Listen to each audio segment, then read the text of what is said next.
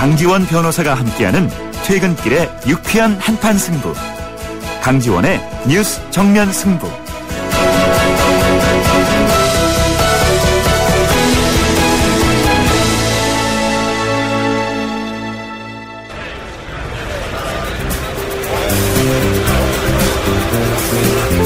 그들의 이야기가 아닌 우리, 진짜 우리들의 이야기를 들어봅니다. 시장에서 만난 오늘의 민심, 시장의 소리. 안녕하세요. 망원시장에 장을 보러 가는 김명진입니다. 해경을 해체한다는 거는 작은 거를 잃고 앞으로 더 큰 거를 또 잃을 확률이 많아요. 좋은 방안 같지는 않아요. 해체를 한다고 해갖고 그런 일이 앞으로 안 발생한다고는 볼 수가 없다 이거지.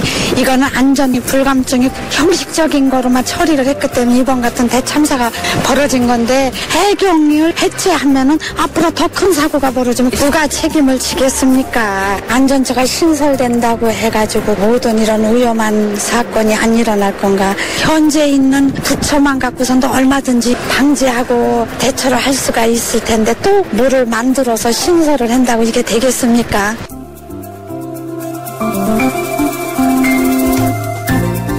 네, 94.5 YTN 뉴스 FM 강존의 뉴스 정면 승부 3부입니다.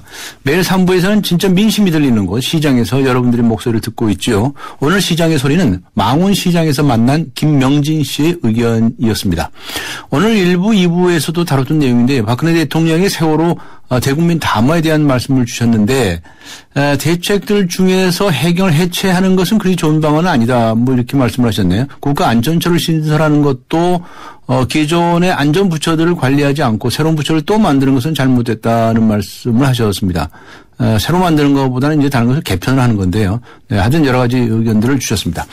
그리고 오늘 뉴스 정면 승부에서 청취자 여러분께 이런 질문을 드렸죠. 박근혜 대통령의 대국민 담화문 세월호 대처로 충분하다고 생각하십니까? 였는데요. 6400님께서는 대통령님의 사과는 진정성 있다고 생각합니다. 이제는 국민들과 정치권 모두가 합심해서 안전한 대한민국을 만들어야 합니다. 라고 적어주셨고요. 8883님께서는 아직 미흡하다고 생각해요. 세월호 희생자들에 대한 대책들은 전혀 없는 것 같아요. 라고 적어주셨습니다.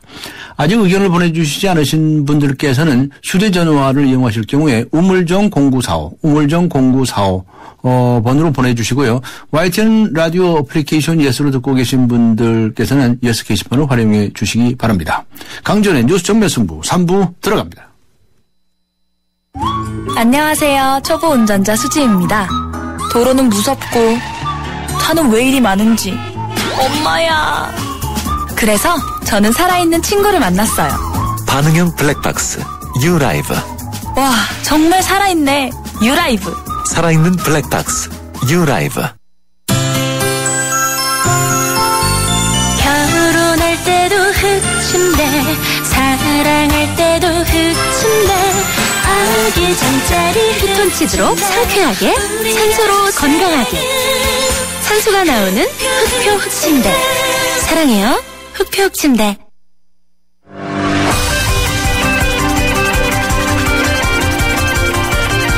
YTN 라디오 6.4 지방선거 특집 기획 선택의 목소리. 네, 6.4 지방선거를 앞두고 후보들을 만나보는 시간입니다.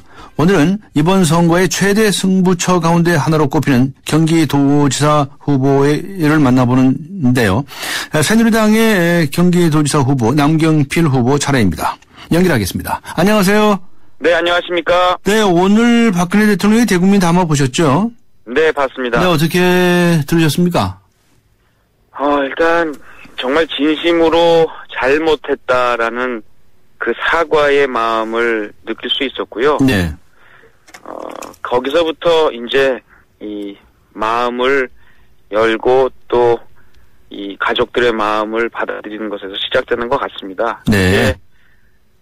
이와 함께 대한민국 시스템을 완전히 바꾸려는 고민도 엿보였고요. 네. 그래서 이제 오늘 한 이 약속들을 어떻게 이행시켜 나가느냐. 네. 그런 것에 이제 앞으로 그 답이 나올 것 같습니다. 네, 진정성이 있는 것으로 보았다 이런 말씀이시죠. 어떻게 그동안에 박근혜 대통령의 지지율이 굉장히 많이 떨어졌었어요. 네. 근데 어떻게 오늘 담화를 통해서 좀 반전이 될 것 같습니까? 그런 건 잘 모르겠습니다. 네. 국민들이 판단하실 것 같고요. 예. 대통령께서 진정성 어린 자세와 마음으로 다가섰기 때문에 국민들도 이제는 좀 느끼지 않으실까 하는 그런 네. 기대는 해봅니다. 네. 한때 박근혜 대통령의 지지도가 굉장히 높을 때 그때는 박근혜 마케팅들을 많이 했대요, 후보들이요. 네. 그런데 조금 지지율이 떨어지기 시작하면서 이 사건 이후로 그러면서 이제 박 대통령에 대한 비판도 하고 그랬다고 평가들을 받고 있거든요. 네. 앞으로 이 세월호 참사와 관련해서 선거 전략 이런 게 있다면 말씀해 주시죠. 저는 세월호 참사와 관련돼서는 전략이란 게 있을 수도 없고 해서도 안 된다고 생각합니다. 예. 그냥 진정성을 가지고 다가가는 것, 이것이 정도라는 판단입니다. 네. 그러면 안전대책 내놓으셨죠? 네, 그렇습니다. 간단히 소개 좀 해주시겠습니까? 일단 저 나름대로의 안전대책을 내놓았는데요. 네. 오늘 국가안전처를 만드시겠다는 대통령 말씀이 있어서 네. 크게 보면 조직적으로는 그것을 함께 경기도 차원에서 만들어 나가는 게 필요할 것 같고요. 네. 제가 그동안 12박 열 이틀 동안 이 진도에서 팽목항에서 지내면서 느꼈던 문제점들, 그런 것들이 앞으로 안전처를 만드는데 그대로 녹아 들어갈 수 있도록 적극적으로 지사가 돼서 네. 정부 대책에 녹여내겠습니다. 네. 지자체 차원에서 그런 유사한 조직을 만든다고 하지 않으셨나요? 그렇게 했는데 안전처를 이번에 아주 혁신하는 차원에서 만들기 때문에 예. 이 시스템을 저는 경기도에서도 받아들여야 된다고 생각하고요. 예. 다만 이제 중요한 건 현장에 5분 안에 출동할 수 있도록 하는 그러한 평상시의 시스템. 예. 그리고 이 훈련이 항상 돼 있어야 되는 준비. 예. 또 평상시에 안전과 관련된 교육, 예. 센터, 이런 것들이 다 어우러져야 가능하고 경기도에서 먼저 하나씩 준비해서 실현해 나가겠습니다. 네. 중앙정부에서 아무리 잘해도요, 지방정부가 해야 할 게 또 많잖아요. 그렇습니다. 현장에서 하는 건 현장, 지방정부가 해나가는 게 우선이고요. 네. 국가안전처를 만드는 과정에서 이러한 시스템과 현장의 이러한 현실들이 잘 접목될 수 있도록 네. 역할을 하겠습니다. 네. 오늘 후보 등록 후에 처음으로 TV 토론이 있었죠? 네, 그렇습니다. 만족하셨습니까? 최선을 다했습니다. 최선을 다하셨어요? 예. 네. 전에 지난주였던가요? 이제 새정신민주연합의 김진표 의원 저희들이 인터뷰했었어요. 네. 그래서 남경필 후보에 대해서 얘기해달라고 그랬더니 그 이미지는 좋다 이렇게 말씀을 하시더라고요. 네. 그러면서 국회의원만 했지 그 행정 경험이 없다. 네. 행정 경험이 많은 자신, 그러니까 김진표 의원이 도지사 당선돼야 된다 이렇게 말씀을 하셨어요. 네. 김진표 후보에 대해서 말씀을 해주시죠. 일단 행정 경험이 없다는 지적에 대해서는 저도 공감하고요. 네. 부족한 점이 많습니다. 그래서 근데 이제 이 경기도는 작은 대한민국이거든요. 네. 근데 이 지도자입니다. 네. 저는 오바마 대통령이나 케네디 대통령 같은 분들이 행정 경험 이런 게 있어서 대통령이 되는 게 아니고 네. 국가를 훌륭하게 이끄는 게 아니거든요. 네. 좋은 참모, 좋은 이 행정가들을 여야히 잘 함께 팀으로 리더십을 가져가느냐, 이게 중요하기 때문에 네. 경제 전문가, 행정 전문가가 리더가 되는 경우는 많지 않다고 봅니다. 김진표 후보님 경우에 경륜이 많아서 네. 그러면서 참 좋은 후보님이시란 평가입니다. 네. 그렇게 말씀하시는군요. 그래서 그러셨나요? 그 당선이 되면 경기도 부지사라든가 특보라든가 이런 네. 도정의 주요 직책에 야당이 추천하는 인사를 등용하겠다 이렇게 발표하셨죠? 네, 그렇습니다. 네, 어떤 취지이시고요? 어느 정도 어떤 범위 내에서 하실 생각이신가요? 제가 이제 국회의원 하면서 항상 대통령께 권력 잡게 쓴소리를 했습니다. 네. 야당을 포용해라. 네. 그리고 좀 쓴소리하는 사람 주변에 앉혀라. 예. 이런 말씀을 드렸는데 그 기준을 도지사가 그대로 적용을 하겠다는 겁니다. 아, 예. 그래서 야당 인사에게 추천받아서 하면 여야가 합의해서 갈 수 있잖아요. 싸울 필요가 없습니다. 네. 그리고 정말 바른 소리하는 강한 이러한 이 공직자들을 주변에 포진해서 정말 이 눈과 귀가 멀었다는 얘기를 안 듣는 도지사가 되겠습니다. 네. 그러면 부지사 한 사람. 네. 또 어떻게 범위를 좀 정하셨나요? 지금 크게 보면 이겁니다. 그러니까 같이 평상시에 함께 의사결정을 하는 구조 속에 네. 그 자리가 무엇인지는 적당한 분들이 이제 나오겠죠. 네. 그래서 그 안에 항상 함께 야당 추천 인사와 함께 네. 의사결정을 해 나가겠습니다. 제가 옛날에 말이죠. 네. 우리나라 청와대 비서실에서는 다 그냥 대통령한테 마음에 드는 얘기들만 골라서 한다. 예. 그래서 쓴소리를 들을 기회가 없다.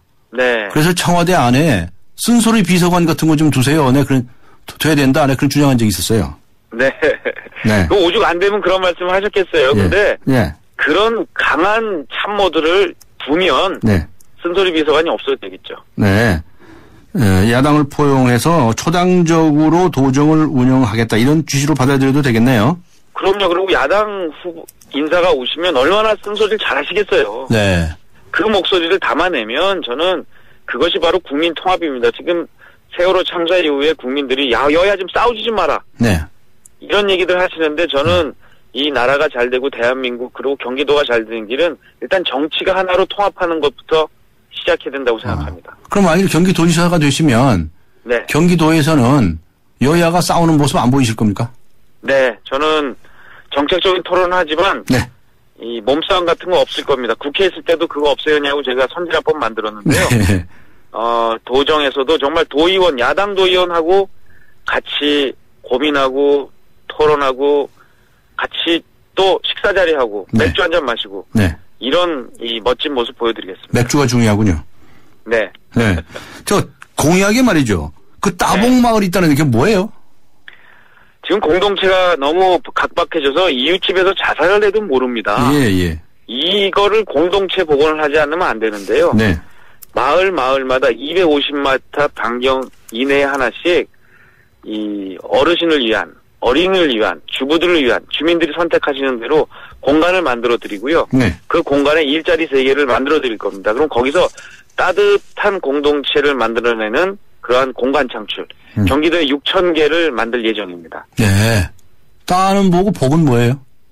따뜻하고 복된 마을 공동체. 따뜻하고 복된 마을입니다. 알겠습니다. 그리고 오늘 김준표 의원이 발표한 그 보육교사 공무원 전환 공약 놓고 이제 날선 공방이 있었는데요. 이거 설명해 주시겠습니까? 그러니까 이 보육교사들의 이 처우가 너무 안 좋아서 예.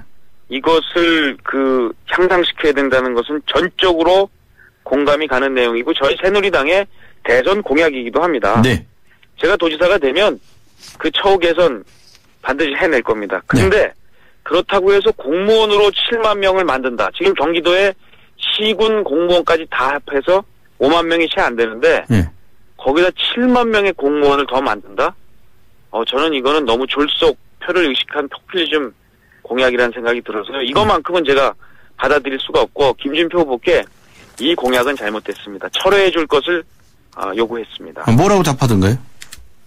그런 말씀 안 하시고 가능하다고 하시는데 그 가능성에 대해서 앞으로 TV 토론 등을 통해서 계속 한번 따져보겠고요. 예. 이게 가능하지 않다고 하면 김진표 후보께서도 이 공약은 철회하는 것이 맞다는 판단입니다. 네. 자, 경기도 재정 문제 좀 얘기 좀 해주세요. 이 문제를 가지고 설왕설래가 많은데 지금 김문수 지사가 재정 위기를 초래했습니까?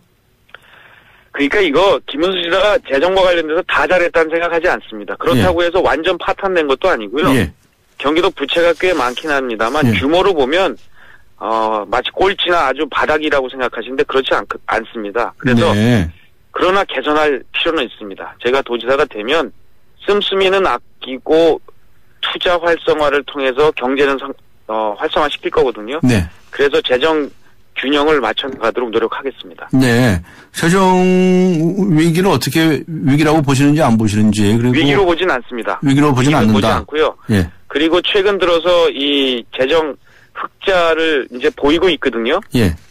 좋아지고 있습니다. 그래서 이 이게 무슨 완전히 파탄한 것처럼 하는 것은 저는 약간 동의하기 어렵고, 만약에 재정 파탄 났고 일자리도 엉망이고 경제성장도 안 된다고 하면 아마 김문수 지사의 지지율은 한 20-30%밖에 안 나올 텐데 지금 65%를 상회하거든요. 네. 그건 도민들이 평가해 주시는 겁니다. 네. 도민들이 이걸 모르실 리가 없습니다. 네.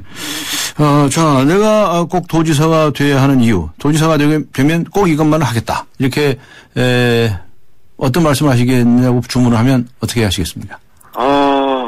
이 경제성장과 일자리는 참 중요합니다. 네. 근데 그것만으로 되지 않습니다. 그것은 네. 필요 조건이고요.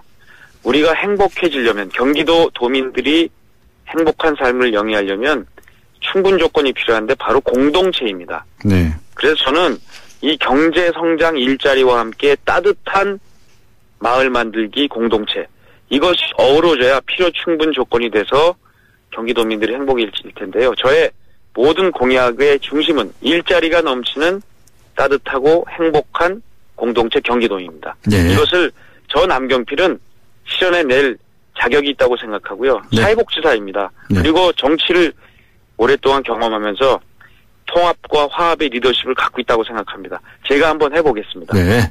사회복지사 자격도 따셨더라고요. 저는 대학에서 그 사회복지학을 전공을 했습니다. 예. 그래서 사회복지사 자격도 있으시고. 그런데 도대체 일자리를 어떻게 만드느냐가 중요하거든요. 일자리 만들겠다고 네. 모든 후보들이 다 얘기해요.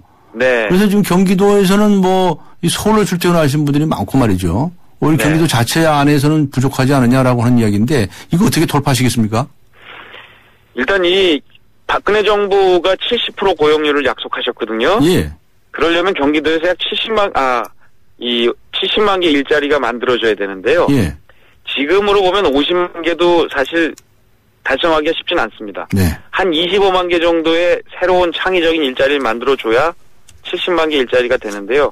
저는 그것이야말로 지식 기반 또 문화 기반 일자리가 필요하다고 봅니다. 플러스 사회적 일자리를 만들어내는 게 굉장히 중요합니다. 그래서 기존에 있는 일자리 외에 빅데이터를 이용한 7만 개의 일자리, 네. 그리고 청년 창업을 위한 한 1만 개의 일자리, 이런 일자리들을 다 더해서 한 20만 개, 25만 개의 일자리를 새롭게 창출해내고 네. 특히 따봉마을 같은 경우에 한 18,000개의 사회적 일자리가 만들어지거든요. 네. 이런 사회적 일자리를 합해서 정말 일자리가 따뜻하게 국민들을 만들어드리도록 해내겠습니다. 네, 알겠습니다. 오늘 말씀 여기까지 듣도록 하겠습니다. 수고하셨습니다. 네, 감사합니다. 네, 감사합니다. 네, 지금까지 경기도지사 선거에 출마하셨죠. 새누리당의 남경필 후보와 함께 했습니다. 네, 6.4 지방선거 후보를 만나보는 시간 뉴스 정면 승부 계속 가지고 있습니다. 지난주에는 새정치민주연합의 김진표 의원 만났었죠. 오늘 남경필 의원과 이야기 나눴습니다. 4년마다 전 세계가 축구로 뜨거워진다. K5도 출시 4주년. 그럼 뭐 특별한 거 없나? 있다. K5 출시 4주년 기념 1.4% 할부 프로모션. 세계가 인정한 디자인과 성능 모두가 누리시라고. K5의 할부금리가 1.4%. 1588-5330 또는 기아자동차 전시장으로 문의하세요. 현대캐피탈 신차 할부 일반형 36개월 이하 선수율 15% 이상 연체금리 24% 중도사만 수수료 1.5에서 3% 5월 출고분에 한해 적용. 홈페이지 상품 설명 및 약관 참조. 과도한 빚 고통의 시작입니다. 차 안에서 먹고 또 먹어도 사람들이 타고 또 타도 페브리즈 차량용이 있으니 냄새 걱정이 없어요. 상쾌한 드라이브 페브리즈 차량용과 함께 페브리즈 차량용. 네, 속보 전해드리겠습니다.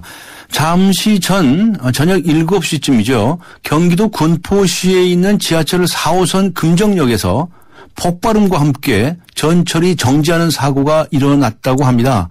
안산에서 당곡의 방향으로 가던 전철이었다고 하는데요.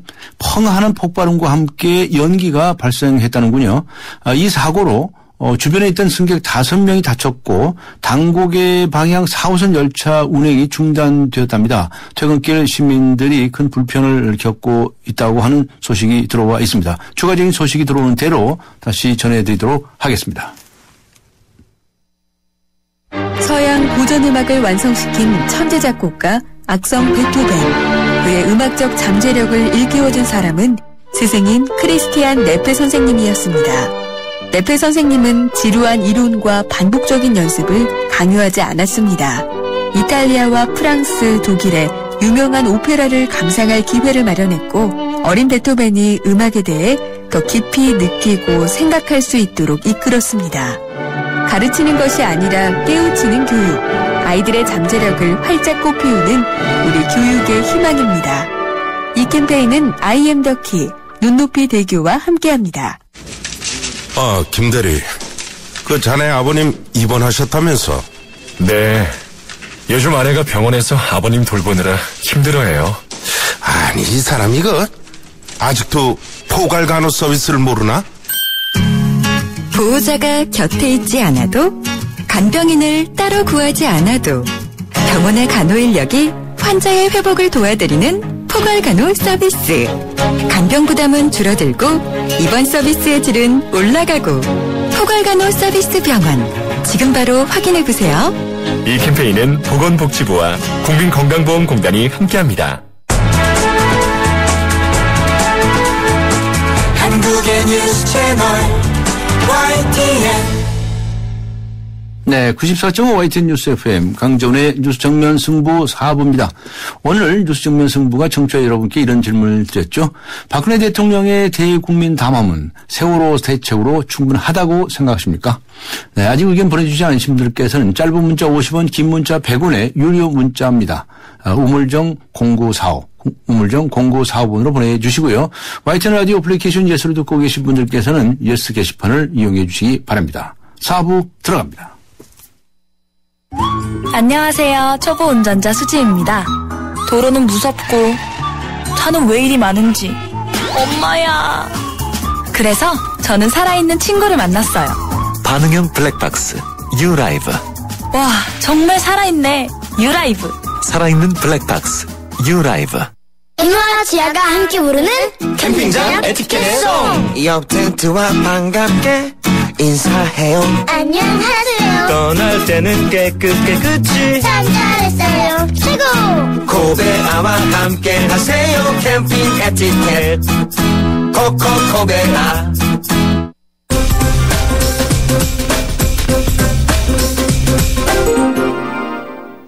네, 강정훈의 뉴스 정면 승부 4부 경제 소식부터 알아보겠습니다. 머니투데이의 김태은 기자 연결합니다. 안녕하세요. 네, 안녕하세요. 네, 세월호 참사 관련해서 유족 보상과 인양 비용 등 하여튼 이 비용이 수천억 원이 넘을 것으로 보인다고 하는데요. 이게 모두 국민의 세금으로 충당을 해야 한다는 예상이 나오고 있다면서요? 네, 세월호 사고가 그 청해진해운 측의 중대 과실에 의한 것으로 보이는 것이 이제 확실해지고 있는데요. 네. 문제는 이렇게 되면 보험사가 보험금 지급을 거절할 수 있는 면책 사유에 해당한다는 겁니다. 네. 여객 1인당 3억 5천만 원까지 총 3,150억 원 범위 내에서 지급하도록 되어 있는 여객 공제보험이 청해진 해운의 과실이 확정이 되면 지급되지 않을 수 있다는 뜻입니다. 해운조합이 책임을 지고 보험금을 지급하려 해도 1,000억 원이 넘는 돈을 낼 능력이 없습니다. 또 청해진 해운은 애초에 지불 능력이 없다는 것이 알려져 있고 또 3,000톤이 넘는 화물에 대해서도 보험도 들지 않았습니다. 네. 정부는 우선 보험 유무를 떠나서 세월호 희생자 가족들에게 먼저 최대한 지원을 하고 사후의 책임 소재를 밝힌다는 방침인데요. 구상권 행사를 통해서 사후에 유병헌 회장 일가의 개인 재산을 몰수하겠다는 겁니다.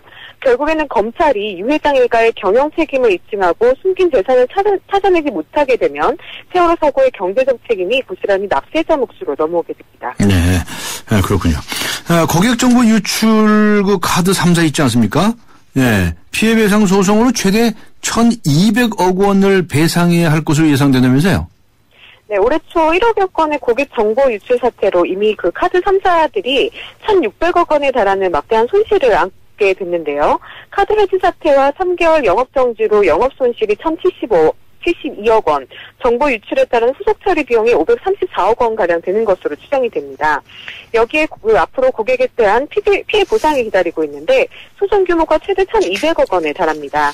이미 국민카드에는 정보 유출과 관련해서 정신적 피해 보상 취지 등으로 372억 원 규모의 손해배상 청구 소송이 총 54건 접수됐습니다.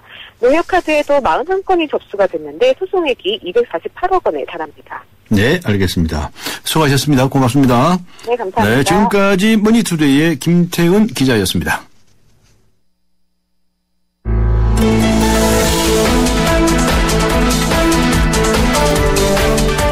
세상을 바꾸는 정면 승부.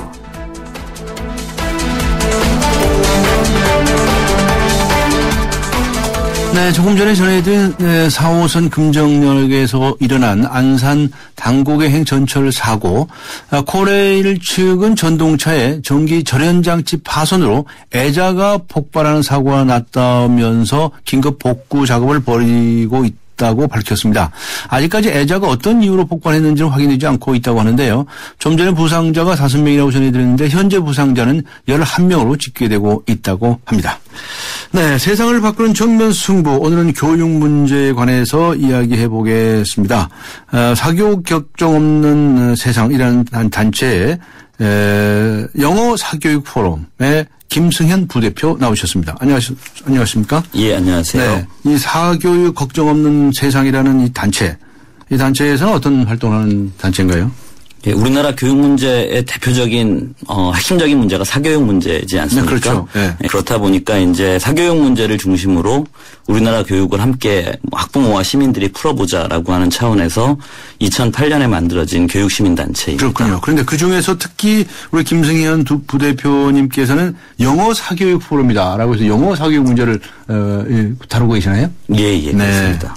도대체 이 영어 열풍, 이거 우리나라 영어 사교육 시장에서 차지하는 비율이 어느 정도 됩니까? 금년 초에 2013년 사교육비 통계가 발표되었었는데요. 네. 교과 사교육비가 전체 한 18조 6천억 정도 되고요. 네.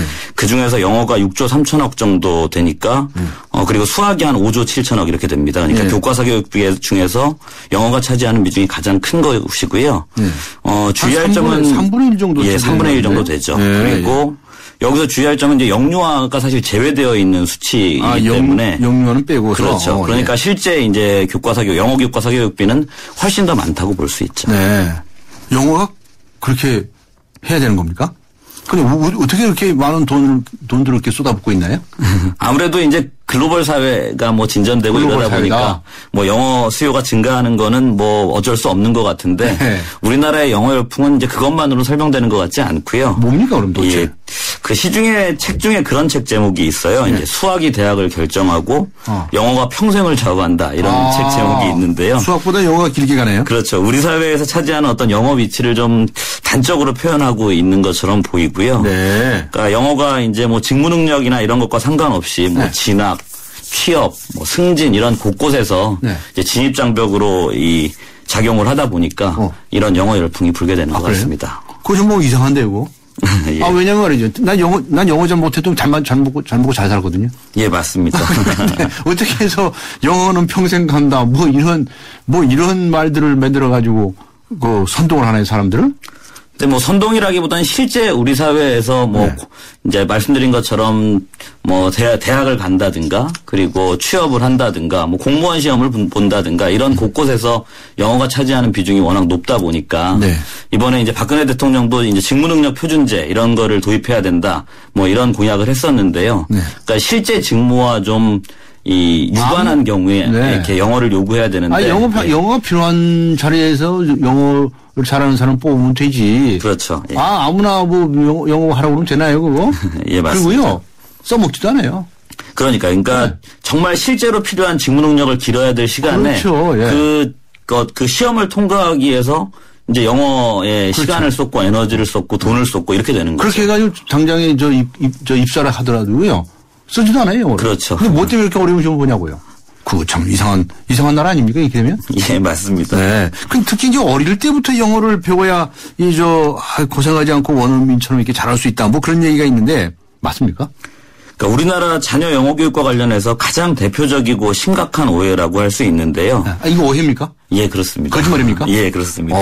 예. 그러니까 요즘 부모들은 이제 모국어처럼 자연스럽게 습득을 해야 된다, 영어를 이렇게 생각을 하고 계신데 사실 모국어처럼 일상적으로 영어에 노출이 되지 않고는 그렇게 배울 수가 없는 거죠. 평소에 자꾸 영어를 써야 영어도 느는 거 아니에요? 그렇죠. 그런데 우리나라 언어 환경이라고 하는 거는 뭐 미국이나 영국은 고사하고 사실 뭐 제2 언어로 좀 사용한다라고 하는 필리핀이나 인도랑도 완전히 다른 환경이기 때문에 예. 사실 어렸을 때 이렇게 영어에 노출을 시켜도 사실 말 그대로 헛고생이 될 확률이 높은 거죠. 아, 그 영어 유치원인가 뭐 그런 것도 있잖아요. 예, 그렇습니다. 영어 유치원 가서 어렸을 때부터 영어를 배우면 뭐 달달달달 이렇게 잘하나요? 일단 영어 유치원이라는 이름부터 좀 정정할 필요가 있는데요. 공식 명칭은 영유아 영어 전문 학원이고요. 영어 유치원이라고 하는 말을 쓰면은 사실 법적으로 걸리게 되어 있습니다. 예. 그 영어 유치원은 우리나라에서 일단 비싸고요. 그러니까 육아정책연구소가 발표한 통계에 따르면 월 평균 이용 비용이 80만 원을 넘거든요. 80만 원이요? 예. 그리고 하루에 6시간 이상을 이제 소위 영어 몰입 교육 환경에서 지내고 있다고 이야기하는데요. 네. 근데 사실 그만큼의 효과가 보장되는지는 미지수라고 볼 수 있습니다. 그만큼 돈 내고 다닐 만큼 효과가 보장되지 않아요? 그러니까 아까 말씀드린 어떤 조기 교육의 비효율과 좀 같은 맥락일 텐데요. 네.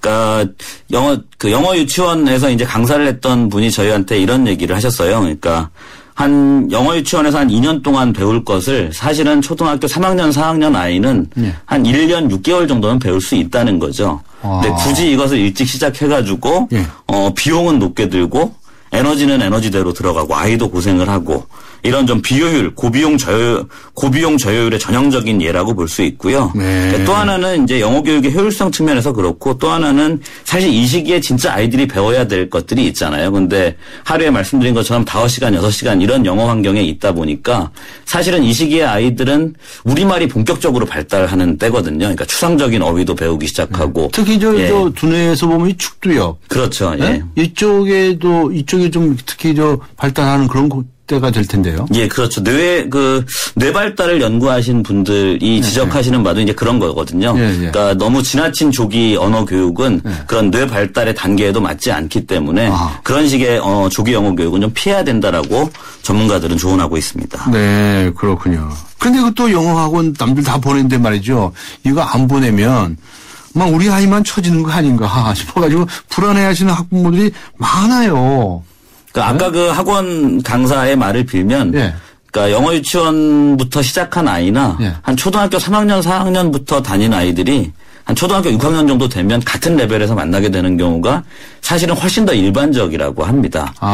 그러니까 지금부터는 사실 굳이 일찍부터 안 해도 그렇죠.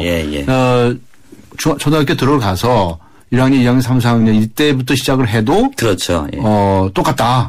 이런 얘기네요. 그러니까 우리나라 환경에서는 사실은 학습자의 어떤 준비 정도나 의지 이런 것들이 상당히 필요하기 때문에 그것들이 준비되지 않은 어떤 6살, 7살 이때 시작하는 것보다는 좀 모국어도 발달하고 인지 능력도 좀 발달하고 영어에 대한 동기도 좀 어느 정도 부여됐을 때 시작하는 것이 훨씬 더 효과적이기 때문에 오히려 조기 교육보다는 적기 교육이 우리나라에선 정답이다라고 할 수 있습니다. 적기 교육이라는 용어를 하셨네요.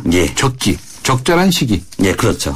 적절한 시기에 교육을 시켜야지 무조건 빨리 한다고 해서 조기 교육 시키는 건 좋지 않다. 예, 그렇습니다. 이런 말씀이시죠? 정말 공감이 가는 말씀이시네요. 학부모들이 쓸데없이 박탈감을 느끼시고 불안해하실 필요가 없네요. 예, 그럴 필요 없습니다. 선생님 영어 잘하시죠? 저도 고등학교에서 영어를 가르치고 있습니다. 영어 전문이시니까. 근데 우리 학부모님이 이렇게 똑부러지게 말씀해 보세요. 그렇게 불안해하실 필요 없습니다. 네, 알겠습니다. 그런데 우리가 지금 방금 영어 유치원 얘기를 하고 있었는데요. 그 유치원에서부터 유치원이 아니라고 말씀하셨는데 영유아 시기부터 영어를 시켜야 되겠다라고 하는 것이 이 초등학교에서부터 영어 시간 있잖아요. 그 교육 과정이 도입되면서부터 아니냐라는 그런 지적이 있는데 어떻게 보십니까? 그러니까 우리나라 이런 조기 영어 교육 열풍이 불게 된 거는 크게 두 가지 계기가 있는데요. 하나는 말씀하신 것처럼 1997년으로 제가 기억을 하는데 초등학교 영어 교육이 도입되면서 좀 시작된 바가 있고요. 그리고 또 하나는 사실 더 결정적인 계기는 이제 그 소위 외고 열풍이 불면서 이게 지금은 개선이 되었는데 한동안 외고에서 도저히 일반적인 그냥 학교 교육만으로는 대비할 수 없는 수준의 입학 시험을 치르고 선발을 했었거든요. 그러니까 그렇게 되면서 외고에 입학하기 위해서는 영어 유치원, 그러니까 영유아 영어 전문학원을 가야 되고 또 영어 전문학원을 다녀야 되고 이런 어떤 일종의 로드맵 같은 게 형성이 되면서 이 초등학교, 중학교 시기에 영어사 교육을 아주 폭발시킨 측면이 있습니다. 아, 그렇습니까? 영어 전문을 하신 선생님이시니까 한번 똑바로 지금 얘기 좀 해봐 주세요. 이 원어민이 있는 영어 전문 학원 이런 영어 전문 학원에서 어릴 때부터 공부를 해야 그래야 나중에 이 영어 시험에서 좋은 점수도 받을 수 있고 또 어른이 돼서 토익이라든가 토플이라든가 탭스라든가 이런 시험도에서도 점수를 잘 받을 수 있습니까?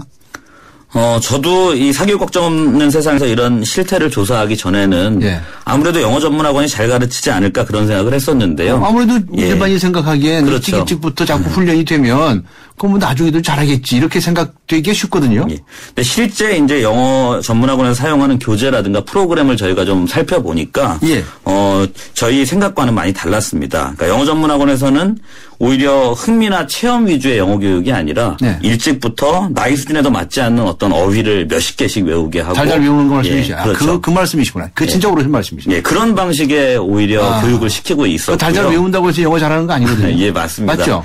그 대표적으로 제가 예를 하나 들면 어떤 영어 전문학원은 프로그램 이름이 CNN for Kids라고 하는 프로그램이 있었어요. 뭐 어려워요? 그러니까 초등학생들한테 CNN 프로그램을 들려준다는 건데요. 이건 영어 수준은 사실은 고사하고 CNN에 나오는 어떤 그 내용이라고 하는 것이 초등학생의 수준에 사실 맞지 않는 거거든요. 당연하죠. 근데 그런 것을 이제 들려주면서 우린 이렇게 어려운 영어를 애들한테 가르치고 있고 애들이 이렇게 수준 높게 영어를 공부하고 있다. 이런 식으로 불안감을 만들고 그런 것 속에서 영어 전문 학원이 장사를 하고 있었던 거죠. 그렇군요. 이 과장 광고에 쏘가 넘어가면 안 되겠네요. 네. 그런데 이제 굳이 학원 같은 데 가지 않고서도 말이죠. 영어를 좀 이렇게 잘할 수 있는 방법이 따로 있습니까? 사실 우리나라에서 영어를 잘하는 게 쉽지는 않죠. 우리나라 같은 환경에서. 근데 어쨌든 영어는 그러니까 언어를 배운다는 건 노출과 사용 기회잖아요. 근데 우리나라 환경에서는 일상에서 자연스럽게 접할 수는 없기 때문에 최대한 어떤 간접적인 노출이 되는 것이 중요한데 그런 방법 중에 하나가 평소에 이제 쉬운 영어 동화책. 그러니까 우리 아이들이 어렸을 때 보는 그 그림이 있고 말이 있는 이런 동화책 같은 것을 그런 쉬운 영어 동화책을 접하면 이런 것은 이제 실용 영어이고요. 요즘은 그런 거를 읽기만이 아니라 듣기 활동이나 또 한번 써보는 것만으로도 기초적인 어떤 말하기 쓰기 연습이 되기 때문에 좀 그런 초등학교 고학년이나 중학교 시기에는 그 영어 동화 같은 것을 하루에 한 20-30분 정도씩 이렇게 꾸준히 읽어간다면 우리나라에서 아주 좋은 기본적인 어떤 영어 공부가 될 수 있을 것 같습니다. 방학 때 저 영어 캠프 보내는 건 어떻습니까? 영어 캠프도 기본적으로는 이제 사용 기회를 어떤 체험한다는 측면에서 좋은데요. 근데 요즘 이제 캠프를 보내시기 전에는 좀 그 캠프 프로그램을 잘 살펴볼 필요가 있습니다. 특히 아까 말씀드린 영어 전문학원 같은 데서 운영하는 캠프의 경우를 보면 가서 영어를 이렇게 활용하면서 자연스럽게 어떤 영어를 이렇게 쓰면서 언어를 활용하는 즐거움을 느끼는 것이 아니라 재수생 스파르타 학원을 생각하시면 돼요. 가가지고 아주 빡빡한 스케줄을 통해서 빡세게 수업을 듣고 외우고 시험을 치르고 이런 방식의 캠프를 운영하고 있거든요. 그렇기 때문에 좀 그런 캠프를 보내시는 것보다는 학교에서 방과 후에 또는 방학 중에 원어민이 이렇게 수업을 하는 그 수업을 활용하는 것이 오히려 그런 방식의 캠프보다는 훨씬 더 비용도 덜 들고 아이들이 영어를 활용한다는 측면에서 훨씬 더 긍정적인 것 같습니다. 네, 그렇군요. 요즘도 저 학교에서 가르치는 영어는 문법 위주로 이렇게 돼 있고 막상 말 안 하면 한마디도 못하고 그렇죠. 하는 그런 교육입니까? 학교는 여전히 좀 소위 그런 문법과 독해 위주의 교육이 되고 있는 건 맞고요. 그래요? 저희 같은 사람은 나이가 들었으니까 옛날식의 생각을 하고 질문한 건데 지금도 그렇습니까? 지금도 초등학교는 그렇지 않고요. 이제 중학교, 고등학교로 가면서는 아무래도 이제 수능 시험에 초점을 맞추다 보니까 그런 독해 위주의 수업이 많이 되고 있는 것 같고요. 근데 사실은 뭐 저희가 10년을 배워도 말 한마디 못한다고 하지만 사실은 저희가 실제 수업 시수를 다 따져보면 이 10년 동안 이 영어를 배우는 시수가 사실 한 700시간이 조금 넘거든요. 700시간. 그러니까 사실은 그 시간을 통해서 어떤 의미 있는 영어 교육이 되기가 근본적으로 좀 어려운 구조고요. 그렇기 때문에 아까 말씀드린 것처럼 수업 시간 이외에 좀 학생들이 스스로 영어 동화를 활용한다든가 아니면 말씀드린 방과 후에 원어민 교실 같은 것을 활용해서 영어를 좀 스스로 꾸준히 노력할 필요는 있습니다. 그런데 그 말씀을 듣고 보니까 말이죠. 영어를 정말 꼭 필요로 하는 그런 직업을 갖겠다든가 이런 사람들은 아주 깊이 있는 영어를 하고 그렇죠. 그렇지 않은 분들은 아주 차라리 이 구술 영어 그렇죠. 그냥 밥 사 먹고 얘기하고 예. 하는 정도의 수준의 교육을 시키는 게 오히려 낫지 않습니까? 초등학교 그렇죠. 때부터. 지금 우리나라의 영어 교육을 보면 그런 구분이 잘 안 돼 있고, 네. 그러니까 아무래도 우리나라 같은 환경에서는 영어를 이렇게 자기의 어떤 진로라든가 필요에 따라서 공부를 하기 때문에 네. 그런 필요한 순간에 적절하게 좀 더 공부할 수 있는 네. 혹은 실용영어를 공부할 사람은 실용영어를 아니면 조금 더 학문적인 영어를 공부할 사람은 학문적인 영어를 공부할 수 있도록 그렇죠. 좀 그런 분화된 프로그램을 네. 중학교, 고등학교 단계부터는 좀 갖춰줘야 되는데 네. 그런 것들이 되어 있지 나는 않은 것이 오히려 좀 외국어 문제라고 같은 볼 거 수 죽어도 있습니다. 싫다 하는 친구들도 있을 거거든요. 예, 그렇습니다. 나 아무짝에 나에게 필요 없다라고 하는 친구들에게 왜 그런 시험을 강요해가지고 자꾸 점수를 따게 하고 또 점수 못 따면 또 야단치고 공부 못하는 학생을 주부합니까? 세상에. 그렇죠? 네. 자, 영어 점수에 목매는 우리 사회. 대체 왜 이런 건지 정리 좀 해봐 주세요. 그러니까 아까 말씀드린 것처럼 뭐 이런 영어의 수요가 점점 늘어나는 것은 사실이지만 네. 우리 사회에서는 지금 크게 보면 아까 말씀드린 것처럼 조기 영어 교육에 대한 오해. 네, 이것이 오해. 좀 가장 큰 문제 중에 하나고요. 조기 교육 할 필요 없습니다. 예, 조기 영어 교육보단 적기 교육이다. 적기 이렇게 교육을 생각을 하면 하시는 게 됩니다. 좋을 네. 것 같습니다. 그리고 두 번째는 여전히 어쨌든 외고 시험이 개선됐다고 하지만 어떤 그 진학 단계에서 그러니까 고교를 진학한다든가 대학을 진학하는 단계에서 불필요하게 영어를 과도하게 요구하는 경우들이 남아 있습니다. 그래서 좀 이런 것들을 좀 개선할 필요가 있고요. 그리고 마지막으로는 아까 취업, 승진 이런 곳에서 직무 능력과 무관하게 소위 이제 문지기, 게이트키퍼 역할을 영어가 하고 있는 건데 이런 좀 실제 직무와 연관 있는 곳에서 필요한 만큼의 그리고 그런 같은 어떤 직무와 유사한 직무에서 요구되는 영어를 좀 이 시험을 보고 테스트를 할 수 있도록 하는 것이 필요할 것 같습니다. 알겠습니다. 사교육에 의존하지 않고 필요한 영어 실력을 학생들이 스스로 키우는 방법 간단히 요약해 주시면 어떤 말씀하시겠습니까? 그 크라센이라고 하는 유명한 외국어 습득 이론 학자가 있는데요. 네. 우리나라에 그렇게 충고했어요. 이제 한국과 같은 아시아 국가에서는 너무 일찍부터 영어 회화를 가르치려고 하지 말고 이 영어 도서관이나 영어 인프라를 잘 갖춰서 평소에 좀 그런 영어 동화책을 많이 읽거나 듣거나 이렇게 좀 접할 수 있는 기회를 제공해 줘라. 많이 접하는 게 중요하군요. 예, 그러면 나중에 자기가 필요할 때 영어 회화는 쉽게 배울 수 있다 이렇게 충고를 했는데요. 저는 이게 자녀 영어 교육이나 우리나라 영어 교육 정책에 시사하는 바가 상당히 많다고 봅니다. 네, 우리나라 영어 교육 확 바뀌어야 되겠네요. 네? 이런 식으로 그냥 사교육에 내팽개쳐 놓고 말이죠. 학교에서는 뭐 아직도 독해나 가르치고 말이죠. 또 필요 없는 학생들에게, 청소년들에게 이런 일방적인 교육을 시키고 이 모든 걸 바꿔야 되겠네. 예, 바꿔야 될 부분이 많이 있죠. 세상을 바꾸는 정면 승부 시간입니다. 오늘 교육 문제 다뤄보았습니다. 지금까지 사교육 걱정 없는 세상에 영어 사교육 포럼 김승현 대표와 함께 했습니다. 고맙습니다. 예, 감사합니다.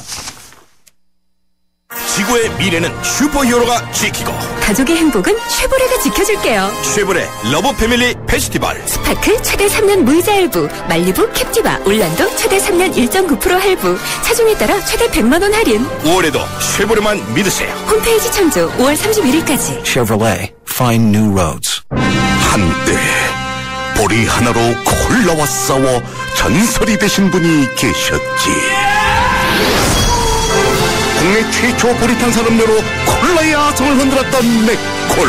다 진수를 맛보리 맥콜.